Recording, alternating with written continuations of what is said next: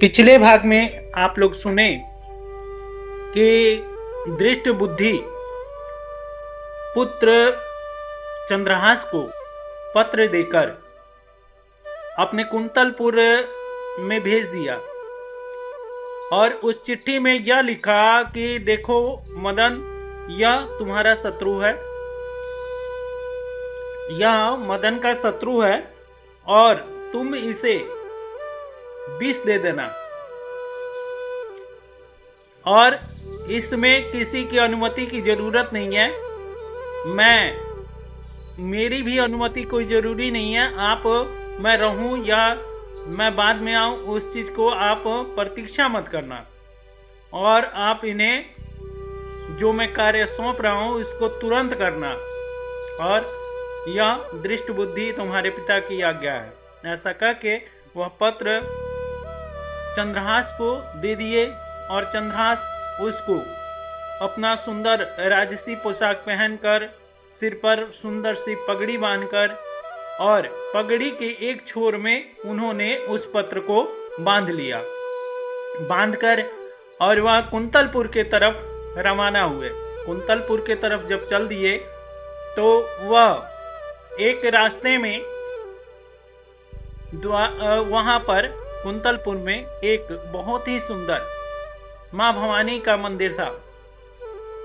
माँ भवानी के मंदिर में जब वो पहुँचे तो वहाँ पर शाम हो चुका था, शाम की आरती हो रही थी और फिर जाते जाते वहाँ पहुँचते वहाँ पर आरती भी खत्म हो गई और वहीं पर वह सोचे कि क्यों ना हम आज यहाँ विश्राम कर लें और सुबह जल्दी उठकर और सीधे दृष्ट बुद्धि के पुत्र से मिलेंगे। इस प्रकार सोचकर वह बेचारे वहीं पर माताजी का आरती और वहीं पर भोग जो मिला उससे वह पा लिए।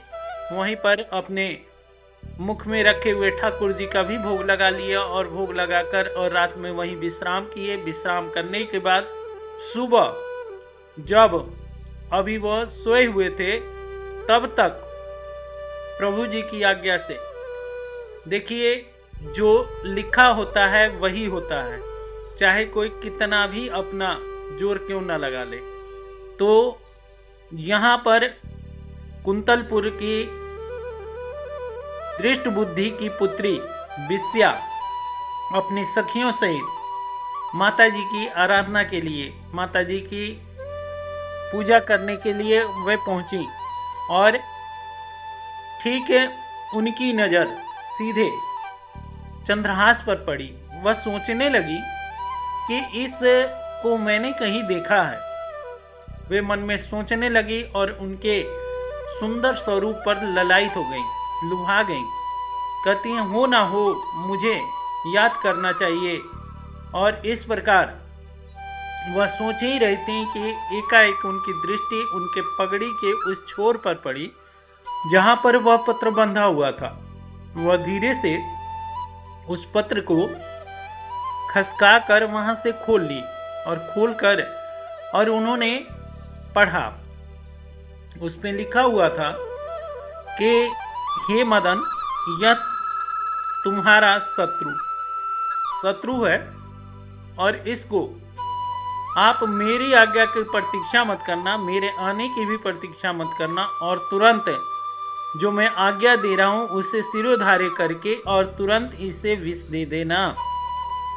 इस प्रकार जब विश्या ने यह पत्र पढ़ा तो वह सोचने लगी कि मेरे पिताजी लगता है कि मेरे मदन भाई को नहीं, यह पत्र जिसको भी लिखे हैं वह यह सोचकर लिखे हैं क्योंकि यह मदन के शत्रु, यानी मदन सीधे कामदेव का नाम है। मदन कामदेव के शत्रु हैं और क्योंकि इतना सुंदर स्वरूप कामदेव का भी नहीं है जितना स्वरूप इनका है, तो यह कामदेव के शत्रु हैं और इनको विष देना चाहिए।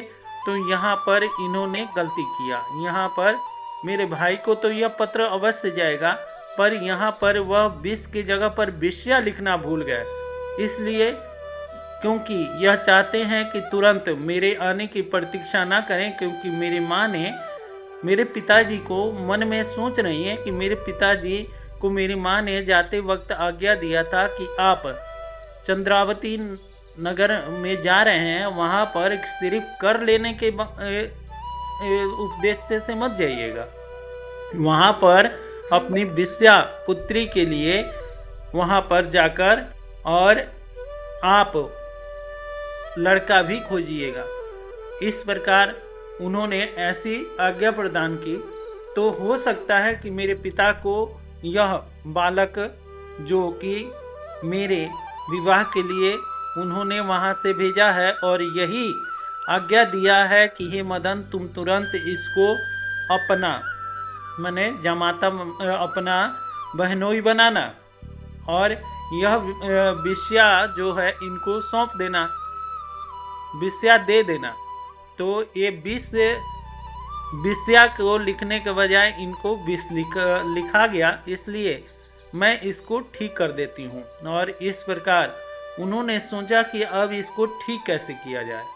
उन्होंने एक नुकीली कोई सीख लिया और सीख लेकर उसको अपने काजल के कोने में से इसको निकाला और काली स्याही से जो विष लिखा था वहाँ पर या की मात्रा को डाल दिया, जिससे यह पूरा हो गया कि हे मदन, तुम इस कामदेव के शत्रु यानी मदन के शत्रु को विषया अर्पित कर देना, यह पिता की आज्ञा है, तुम मेरी आने की प्रतीक्षा मत करना। ऐसा उन्होंने उस पत्र को बनाकर और उस पगड़ी में फिर से बांध दिया और अपने घर की तरफ खुशी खुशी रवाना हो गई।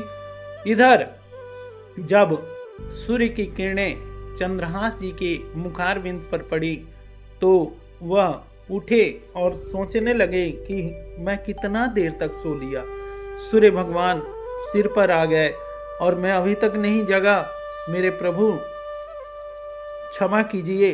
और तुरंत उन्होंने वही सरोवर जहाँ माताजी का मंदिर था, तुरंत वहीं पर पास में ही एक सुंदर सरोवर था, उस सरोवर में ले जाकर उन्होंने ठाकुर जी को स्नान कराया, खुद स्नान किया और फिर वस्त्र धारण किया, राजसी पोशाक पहनकर पगड़ी उगड़ी संभाल कर, और फिर प्रभु को अपने मुख से निकाल कर ठाकुर जी को उन्होंने नहला धुलाकर फिर पत्ता पर उनको आसन देकर और बिठाकर उनका ध्यान किया और उनको भोग लगाया। भोग लगाकर प्रसाद ग्रहण किया और अब सोचे कि अब हमें चंद्रावती राजा का जो आज्ञा है कुंतलपुर के महामंत्री दृष्टबुद्धि के पुत्र से मिलने का, तो हमें अब चलकर मिलना चाहिए। इस प्रकार वे चंद्रहास जी वहाँ से सीधे अपने दृष्टबुद्धि के घर के तरफ प्रस्थान किए और जब वहाँ गए तो वहाँ दृष्ट बुद्धि के घर का किवाड़ बंद था। उन्होंने किवाड़ को खटखटाया, अंदर से मदन बाहर निकले। मदन ने देखा, देखते ही उनके रूप पर ललायित हो गए, देखते ही मोहित हो गए। वे बोले कि हे युवा, आप कौन हो और ऐसा क्यों लग रहा है कि मैंने आपको कभी देखा है। तब वह बोले चंद्रहास जी कि हे मदन भैया, मैं आपको पहचान गया, कि आप हमें नहीं पहचाने। वह बोले कि नहीं। तो यहाँ पर आपके एक मित्र था दासी पुत्र, मैं वही दासी पुत्र हूँ। तो वह बोले कि क्या आप, अब मैं पहचान गया, आप चंद्रहास हो। इतनी सुंदर, इतनी कोमल आपका स्वरूप कैसे हो गया, इतना सुंदर वस्त्र आपने कैसे धारण किया। आगे की आप हमें थोड़ा बहुत कथा जरूर समझा दीजिए। तब चंद्रहास जी ने कुंतलपुर का से जाना और चंद्रावती में राजा के गोद लेने तक की कथा सब चीज़ बता दिए कि अब मैं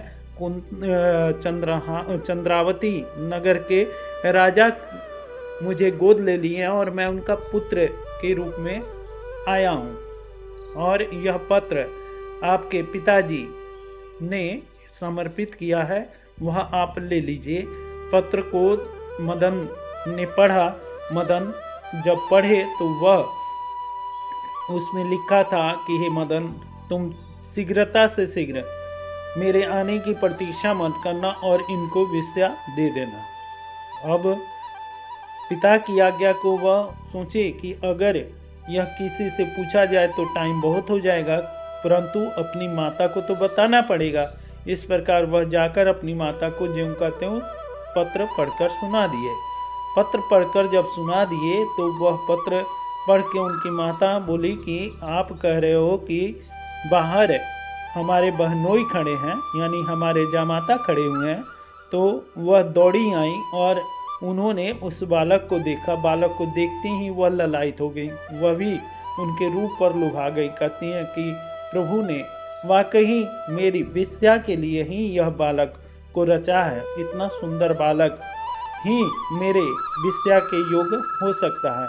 हे मदन, तुम जल्दी से जल्दी शीघ्र पंडित को बुलाओ और तुम्हारे पिता की आज्ञा को सिरोधार्य करो। और उन्होंने बोला है कि तुरंत मेरे आने की प्रतीक्षा मत करना, तो हो ना हो इसमें बहुत बड़ा राज्य है, तुम जल्दी से जल्दी कोई पंडित की व्यवस्था करो। मदन ज्यों ही घर से बाहर निकले तो वही गालव ऋषि उनके द्वार की तरफ से आगे की तरफ जा रहे थे। उन्होंने जाकर और बोला कि हे ऋषिवर, बहुत धन्यवाद है कि जो आपके दर्शन हुए। चंद्रहास, अब आप जल्दी से शीघ्र आप मेरे घर चलिए। वहाँ पर जब वे ये बात को गालव ऋषि सुने तो वह घड़ी को याद करके बहुत अपने मन में खुश हुए, क्योंकि वह जानते थे कि समय आ चुका है। और वे जाकर जब वह उनके घर गए तो वहाँ पर देखे कि चंद्रहास को देखकर वह पहचान गए और बोले कि क्या आज्ञा है। तब वह अपने पिता की आज्ञा को बोले कि मेरे पिताजी की आज्ञा हुई है कि यह पुत्र जो आया हुआ है, यह बच्चा, यह बालक, इसको वेश्या अर्पित कर दे, ऐसे मेरे पिता की आज्ञा है। मेरे आने की प्रतीक्षा ना करें, आप जल्दी से जल्दी इसका लगन मुहूर्त देखिए और कोई अच्छा सा लगन बताइए कि कब इनका शादी किया जाए। वे बोले कि देखो, मैं तुम्हें शीघ्र एक ऐसा जल्दी से जल्दी तुम्हें एक ऐसा योग बता रहा हूँ कि इस योग में अगर शादी नहीं हुआ तो बहुत देर हो जाएगी। उनकी माता बोले कि जल्दी बताइए।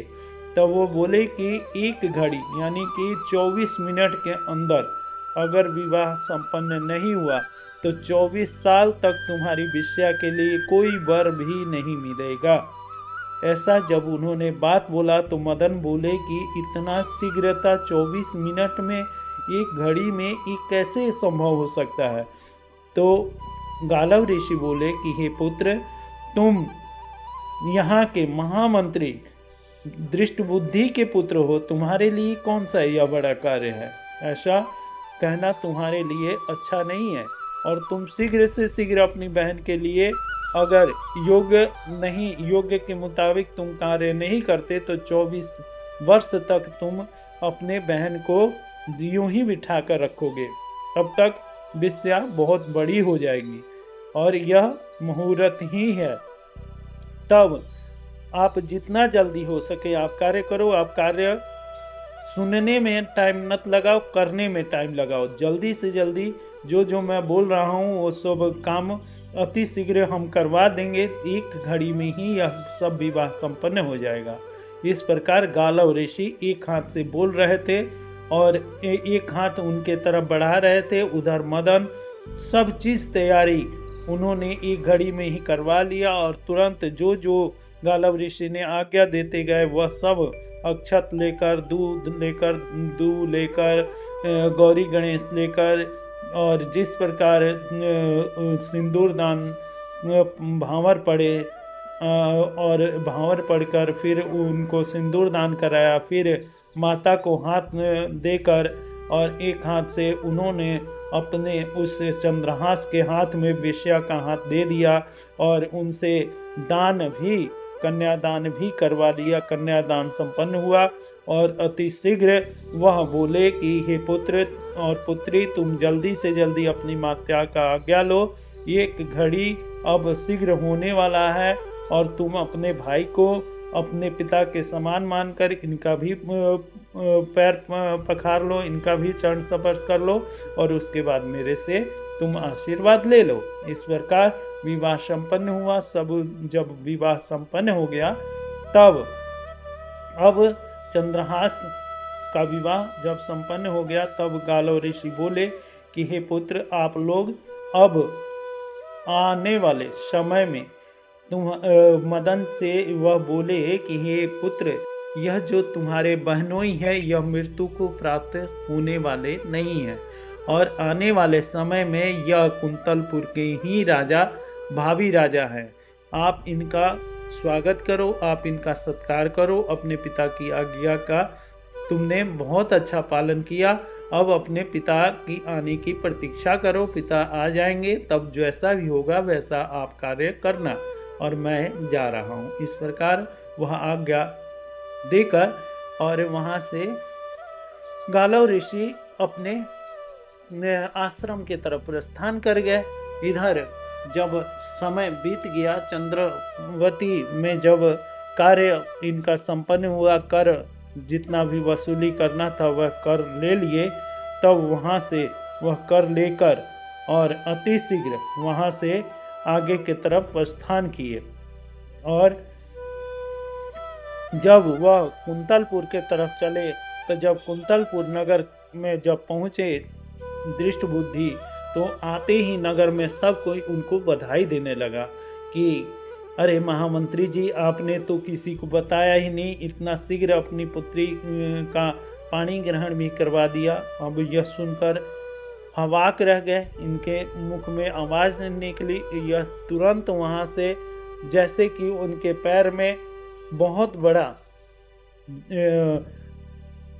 आकाश से उड़ने वाली क्षमता आ गई हो, वह तुरंत वहाँ से आए और अपने घर में जल्दी से जल्दी पहुँचे। पहुँचते ही उन्होंने क्या देखा कि साथ में कुर्सी पर, सिंहासन पर वही चंद्रहास जी बैठे हुए हैं। उनके बगल में उनकी पुत्री बैठी हुई है, उनके बगल में उनकी पत्नी बैठी हुई है और सामने उनका पुत्र बैठा हुआ है। पुत्र आते ही पिताजी के चरण स्पर्श किया और उनकी माता भी, यानी मदन की माता भी उनका चरण स्पर्श की।